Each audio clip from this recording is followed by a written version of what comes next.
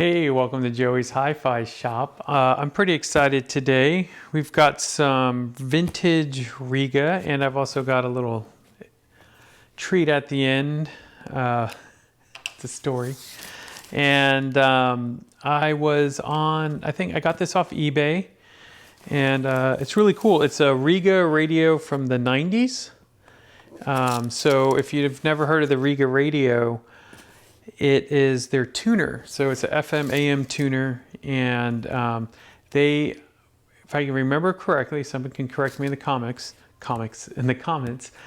they have 3 versions. I believe this is the first version, then they have a second version, and then they have a third new style version from the 2000s. So I have not opened this. I got it just the other day, and trying to see if maybe it's opened some other way or if it really is bradded in, meaning copper brads here. If it has the brads, that's fine. I just need to pop them out. So let me do that.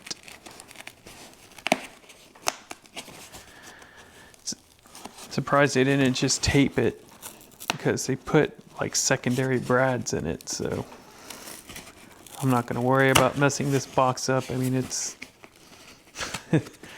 I like this piece, but it's not a collector level piece. It's a Rega enthusiast piece, meaning that you would just have to really be into Rega to want to get this. And of course, some of y'all are. That's why I'm making this video. But yeah, it's definitely not a high dollar piece. It's a piece that, and actually I'm surprised, but I'm getting these off without messing with the box too much. And this, if you're looking at the box going like, how is this an a tuner?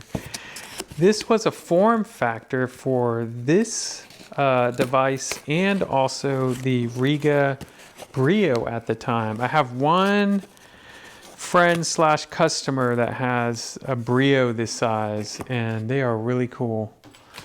So let's see if I did this right. Oh, he bradded this down. Oh no, he didn't have to brad that down. At least it's well packed. I can't knock the person for how it's packed. It's definitely packed well. There we go. All right. I mean, it's already pretty tethered up, but re-bradding a bradded box is a bit much. At least for me, I would definitely have just put some tape on it, because you're basically going to break the cardboard again doing it that way. It came with the original owner's manual. That's neat. Let me see here if it has anything interesting. Just basic installation information, which tuners are not that sophisticated. No sound, reception problems, use of the radio North America. Yeah, so very basic. But you may ask yourself now, why a tuner? Why even get one?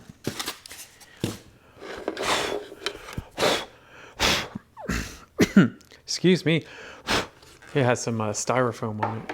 I just wanted to kind of clean it off a little bit for the camera. But now I have all this styrofoam on my table. Would have been nice to be in a bag, but it is what it is. So I'm going to go ahead and move this out of frame, hopefully. I guess he gave me a little FM antenna, and I'm not sure what this is. I assume it's probably some kind of AM antenna or something. It is. Oh, it's a little coaxial ground antenna, input output. But yeah, I already have some antennas and things that I'll probably use. So this is it. And what's really interesting about this piece is that, like I said, it's a half shell. So literally, if we look at this piece, it is half of a full-size Rega piece. And if you look at the front, you'll notice that it has this same shape here that all the Rega amps of this vintage have. And it's also a mirrored enclosure in that the back of the amp also has this opening on it. Our tuner, or like we have a Rega Jupiter IO over there, same thing. And so what they did was they just made this injection molded backing for both the Brio and for the radio. So a different injection molding for the Brio, but yeah. This is really neat to me. If you live in a I'm just like blowing all these little styrofoam things away. If you live in a urban area or a small town that is close to other areas, or that have their own radio stations, these are still really fun to use, and I like them to have them for background music. That's always really fun to me, is even though we're in the days of streaming, you can just kind of put this on and have it on at a low level and just listen to music, and it kind of takes you back. It's very much like, I don't think we'll have this generation go retro radio listening, but maybe they will.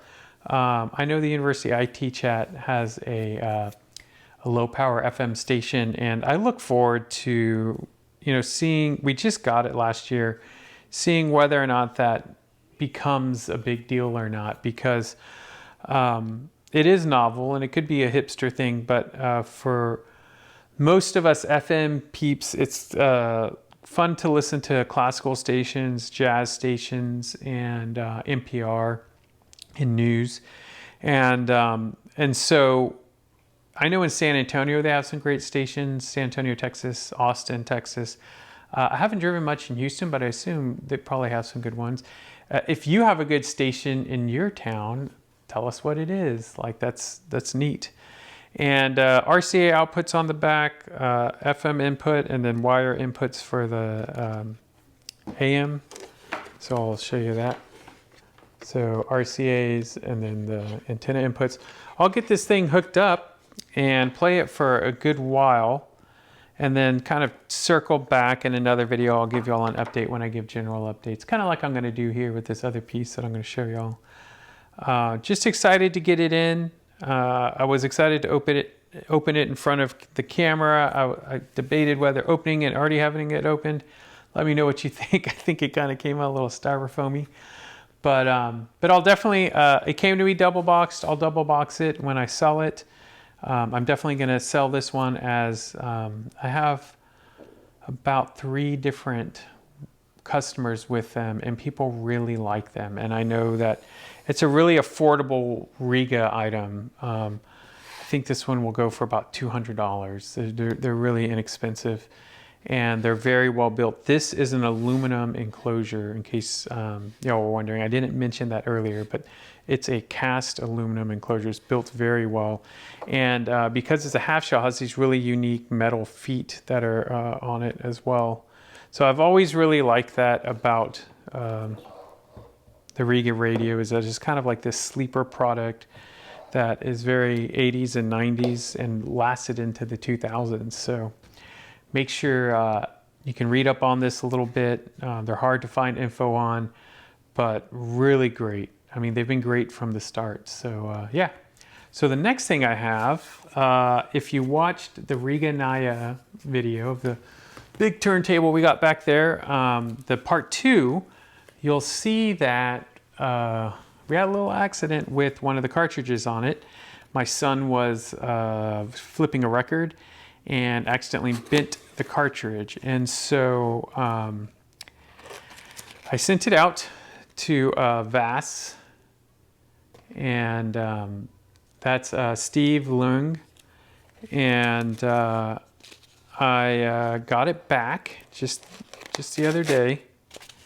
And so I'm really excited to play it.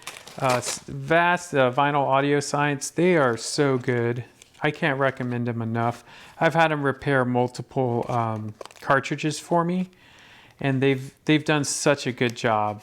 They're just a class act. Like high-end multi-$1,000 cartridges. I've trusted them with, and I'm glad they trust me to send it to them. I mean, they're just amazing. Again, I can't recommend them enough. And so I had a Rega Indy 7, a new moving magnet cartridge, which is their best cartridge that they sell right now. And that's what accidentally got bent.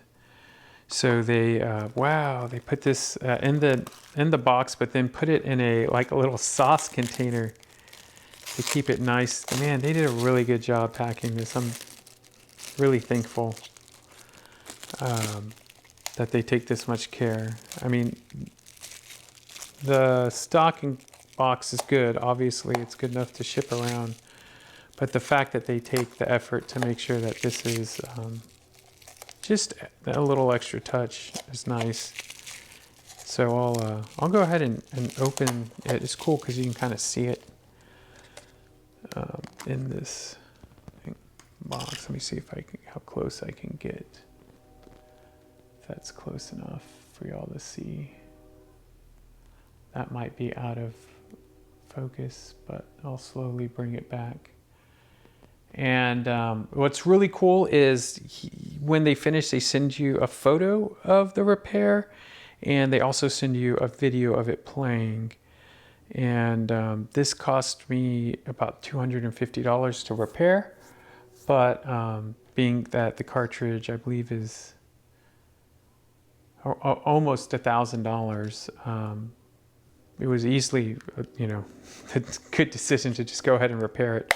And that's what I like about using his services, that almost every time it's worth just repairing it.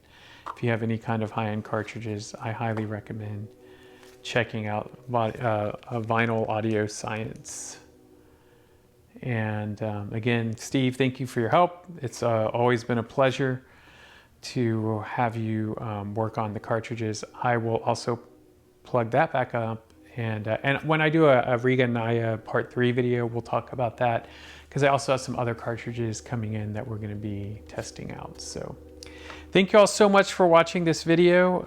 I know the Rega radio is kind of a very niche thing, but man, if you don't have a tuner, just get one, anyone. You can find them used on FB Marketplace and eBay for, I would assume $25 to $75. Not for a Rega, but just any tuner. And then if you end up getting into tuners, this one is probably my favorite. It's also one of the most affordable high-end ones. The next one I would probably recommend is a Lynn Peckin. Is a really good tuner. And then one that's just hard to find, but is really good, is a Name. Of course, there's Magna Dynalab, I think is what they're called. They make high-end tuners. And then there's also a Sony HD tuner, which I have one of those as well. And I point back there because it's literally behind me. That's also a really good tuner. So there's a whole scene in the tuner scene. And if you go down that rabbit hole, this is a sleeper. I really recommend checking it out. So I hope y'all have a good day. Thank you so much for watching this, and take it easy.